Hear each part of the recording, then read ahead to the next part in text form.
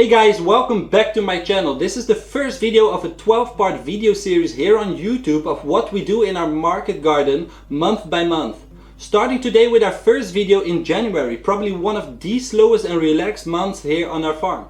At this moment of the year we spend a lot of our time indoors in front of the wood stove, reflecting back on our previous season, analyzing numbers and data, and making goals and plans for the upcoming season. Besides that, even though a lot of the production and the outdoor work has come to a pause, there is still a lot we can do in the garden in January, and that's what this video is all about.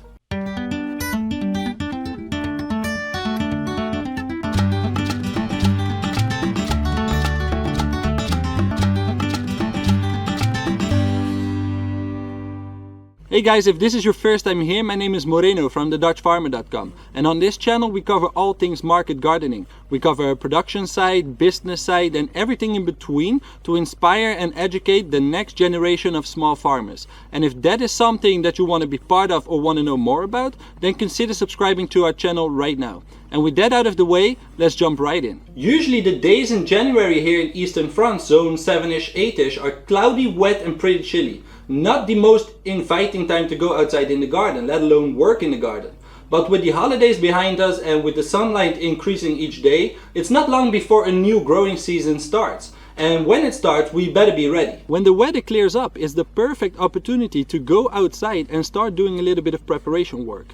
We still have quite a bit of sellable crops outside in the garden. We've got some spinach growing, parsley, kale, beets, a bit of chard, several overwintered carrots, as well as some plants that didn't make it that need to be pulled out and cleaned up, like a couple of our salad beds and radish beds.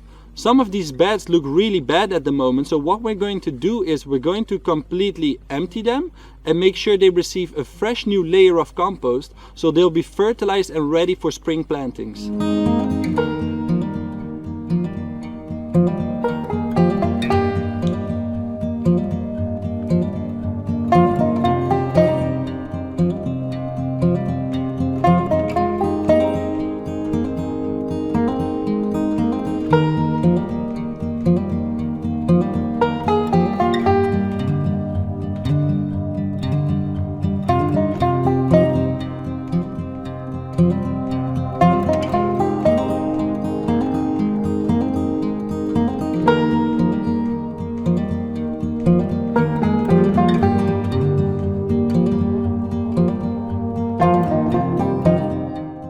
Another exciting thing happening on our farm this year is that we're going to increase the diversity of income streams we have on our farm. I truly believe that in order to create a resilient farm, diversity of income streams will play a crucial role in achieving that.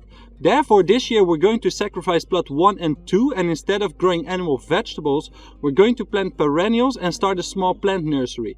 We're going to mainly focus on selling edible plants, lots of berries like raspberry, blackberry, currants, and a bunch of others, as well as medicinal herbs like rosemary, sage, thyme, lavender and more. We also have quite an active gardening community in this area, and the demand for vegetable transplants in the spring is also something that we can take advantage of. That means that besides our annual vegetable production in our high tunnel and the outdoor production, we also have microgreens, fruits and nut trees from established trees, vegetable starts in the spring, and the plant nursery. This will give us 5 different sources of income for the upcoming season. We also have the potential to increase that by growing mushrooms in our old stone root cellar and host paid garden tours in the spring and summer.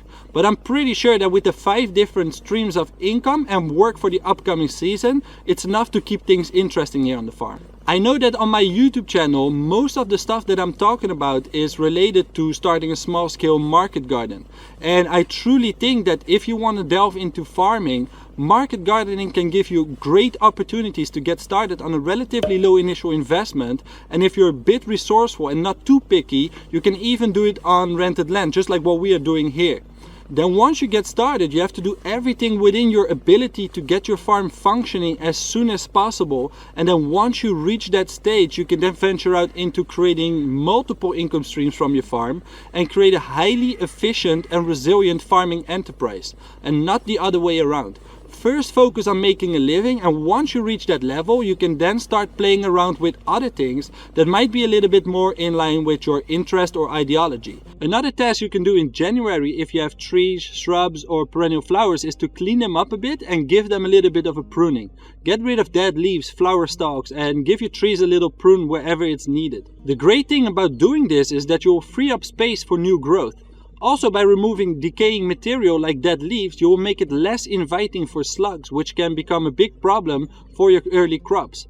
When we first arrived here, there was a huge abundance of slugs on this piece of land. Since it hadn't been touched for a very long time, the vegetation reached up to my waist and so provided a lot of possible habitat for these slimy creatures.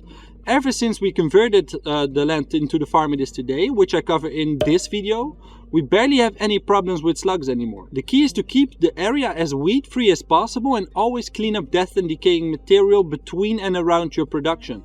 Otherwise, it's just a matter of time before slugs will take advantage and can become a potential problem on your farm. After cleaning up the organic material, throw it on your compost piles, as this will break down and can then later be reapplied onto your growing beds after it has been fully composted. One thing we always try to increase on our farm is biodiversity, and right now, if your soil is not frozen, there's a ton of things that you can do to improve the overall biodiversity on your farm. You can still plant a large variety of bulbs. Flowering bulbs like tulips, daffodils, crocuses and a whole bunch of other flowering bulbs are great to provide beauty in the garden, but more importantly an early food source for bees and insects. After a long winter, there's nothing more pleasing than taking a stroll in the garden with the buzzing of bees on the first flowers, and it's your job as the caretaker of your land to ensure a continuous supply of wildlife habitat and food sources. Again, the more diverse your farm, the more resilient it becomes. Other great bulbs that still can be planted at this time are the edible bulbs of Jerusalem artichoke, also called sunchoke, which forms potato-like roots that are edible. It's in fact a perennial herbaceous plant that is related to the sunflower and also got these beautiful little sun-like flowers. It's a little bit on the later side, but if you can still source some garlic and the ground isn't frozen, you can still plant those out as well. Besides bulb, winter is a great time to plant shrubs and trees before the spring arrives. In fact, that's what we will be doing in February, where we'll plant quite some raspberries, blackberries, currants and a lot more. And since we are on the biodiversity track, think of all the little flying creatures. Now is a great time to support those farm allies. Hang up birdhouses and feeders. These months are often the toughest for them, and if you're able to provide them with some additional support, they will pay you back in eating hundreds, if not more, insects that want to target your production later on in the season. What the winter period is also great for is to take cuttings and make divisions from established shrubs and established plants. As soon as the plants shed their leaves, they'll be dormant until spring arrives. This is the moment to multiply your favorite shrubs and plants. Many plants can be multiplied by either making cuttings or divisions. Take for example this elderberry. To make cuttings of this shrub, you simply prune off a branch. I always try to take a minimum thickness of a pencil size or a bit thicker and simply cut them into 10-inch or 25-centimeter pieces. Then you can either directly plant it in the location you want, or you plant them into individual pots so you can plant them out at a later stage. This technique works great for red currants, black currants, figs, roses, grapes, blackberries and a whole bunch of other plants. I did this last year with a fig tree, and from one long branch of a fig I was able to create 7 new trees. Same for blackberry. I pruned a thornless blackberry last year, and from 2 or 3 canes I was able to create 10 new blackberry bushes. Divisions can also be taken now, and what that means is that you basically take the roots from a plant, for example a rhubarb plant, and you break it into several pieces, making sure each piece contains a crown. I did this technique with an old rhubarb plant growing on our land, and from one single old root system I was able to create 12 new plants, which is pretty cool. Raspberries also make good divisions, as well as chives and a whole bunch of other plants. Besides prepping your land, planting bulbs, trees and shrubs, propagating perennials and hanging up birds' houses, you can actually already carefully start planting a few cold hardy crops indoors in a protected environment. Things like spinach, lettuces are easy to get started indoors and can then be transplanted outside in late February in a protected area like a high tunnel or greenhouse. If you don't have any form of protection outdoors yet, I would wait with sowing until probably the end of February, early March. January and in general most winter months are also months what I like to call the project months. Since the production side of things have drastically slowed down, I can spend much more time working on fixing things or building things. There's always something coming up during the peak of the season, whether something breaks down or you have ideas popping to mind on how to create a better system, a better tool, or whatever comes to mind, and you simply don't have enough time and hours to do it in the day at that moment. The winter months are your friend. As an example, for us in our high tunnel, we never quite like the overhead irrigation system within the high tunnel, which is mainly used for when we don't have heat-loving crops planted. So since we now have more time on hand, in the upcoming weeks I'm going to get rid of the overhead irrigation and upgrade our existing drip irrigation from 1 line to 3 lines per bed. Plus I'm going to install it this time with a quick coupling system, so that whenever I feel the need to take the drip hoses off the bed, for example if I need to come in and amend the beds with, let's say, compost, I can simply unplug them and plug them whenever I need to. The beauty about January is the quiet and calm, and even though you can definitely get out there and get some work done, most of it doesn't take you a whole lot of time in the garden. On the other hand, a crucial part of our January work is the planning of our upcoming season. Now is the time to come up with a plan that will ensure a continuous supply of crops during the growing season. In step 3 of my 7-step tutorial video on how to start a farm from scratch, the beginner's guide of growing vegetables for profit, which you can find by either clicking on the little icon with my face on it or by clicking my name below this video, I'll go a bit more into how we do the planning of our production system.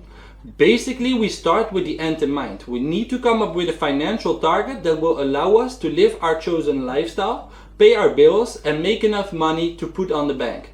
From there on, we are able to break this target down into a production system by closely analyzing the produce and the quantities that are in demand with our customers. Doing this will give us a detailed, organized action plan for the entire season. As you can see, there's a whole bunch of things you could be doing at this time of the year, and many other tests I didn't go into. In fact, if you have some recommendations on things you'd like me to include for the upcoming videos in this series, whether you want me to dive deeper into a specific topic or anything else, let me know in the comment section below. If you like this video, make sure to give it a thumbs up and subscribe to this YouTube channel right now.